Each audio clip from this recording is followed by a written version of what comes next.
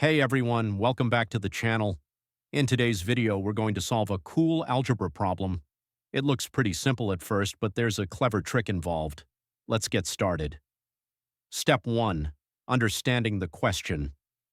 We're given an expression where a number is multiplied by itself 3 times, and then we subtract the number multiplied by itself twice.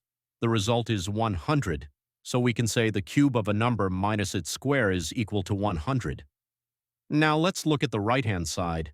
We can write 100 as 125 minus 25, and if you think about it, 125 is 5 raised to the power 3, and 25 is 5 raised to the power 2, so both sides now look quite similar. Step 2. Rearranging the equation. Let's move all the terms to one side.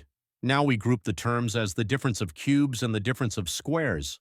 This allows us to use algebraic identities.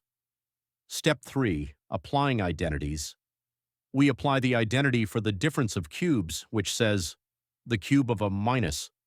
The cube of b is equal to open bracket, a minus b, close bracket, times open bracket, a squared, plus a times b plus b squared, close bracket. And for the other group, we apply the identity for the difference of squares. The square of a minus the square of b equals open bracket, a minus b, close bracket, times open bracket, a plus b, close bracket. Now both expressions have a common factor, which is a minus 5. We factor that out and we're left with a bracket containing a quadratic expression.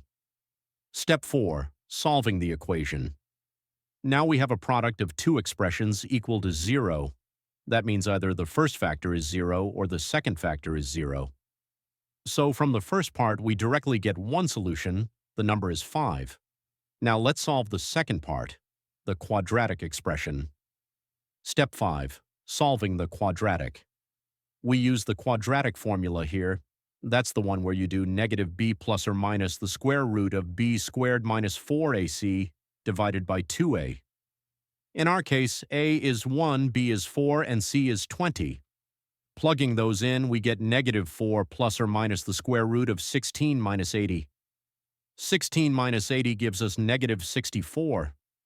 So now we're taking the square root of a negative number, which brings in imaginary numbers.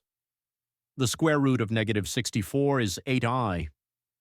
Now divide both terms by 2, so we end up with two complex solutions, negative 2 plus 4i and negative 2 minus 4i.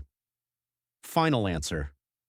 So the three solutions to our original equation are, first, 5, which is a real number, and second and third, negative 2 plus 4i and negative 2 minus 4i, which are complex numbers.